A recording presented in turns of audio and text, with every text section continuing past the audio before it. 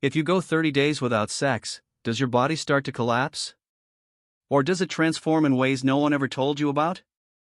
A lot of people treat sex as a basic need, almost like breathing or sleeping. But what if you decide to pause? Whether it's by choice, routine, a breakup, low desire, or just to test your limits, going a month without sex can affect way more than just your libido. The problem is, nobody talks about this honestly. It's either taboo or totally exaggerated.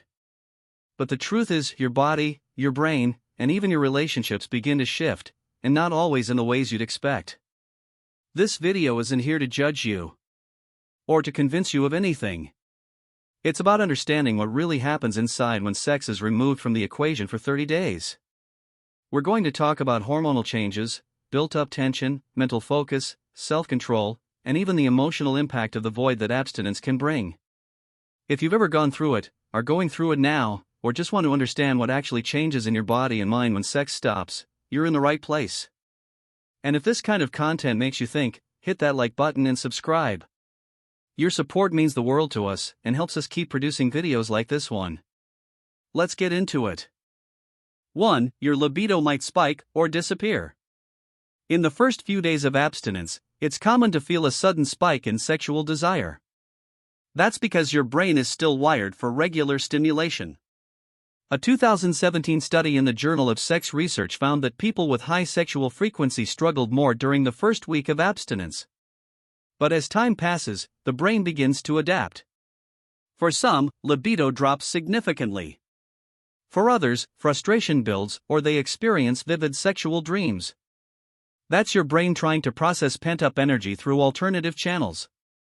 Once you hit the 20-day mark, a new pattern may emerge: less compulsive desire, greater self-awareness, and a growing sense of control.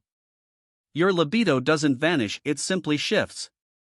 And that leads us to a bigger question: if your desire changes, what else inside you is changing too? 2. Your hormones rebalance in surprising ways. Sex, especially with orgasm, triggers spikes in dopamine, oxytocin, and prolactin.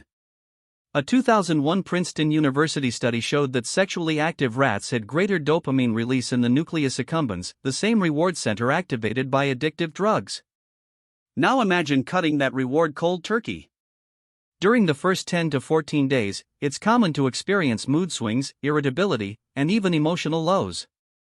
That's your brain adjusting its chemistry. But newer research, like a 2020 study in Frontiers in Endocrinology, shows that testosterone levels can actually increase after short periods of abstinence, especially in men. When the brain realizes it's not getting the same sexual reward, it looks elsewhere for pleasure. This opens the door to what neuroscientists call dopaminergic resilience, your ability to find joy in subtler things like exercise, art, or meaningful conversations. And that's just the beginning. 3. Your body stores energy and needs to release it. What happens to the energy you'd normally release through sex? Simple: you either redirect it or it builds up. A 2016 article from Harvard Medical School states that regular sexual activity helps regulate the nervous system and release physical tension. When that release is paused, your body looks for new outlets. That's why many people report a burst of energy in the first few weeks. You feel like working out, creating, running, building things. This isn't random, it's energetic transmutation, as many athletes and monks describe it. Muhammad Ali, for instance, famously avoided sex before fights to preserve his vital energy.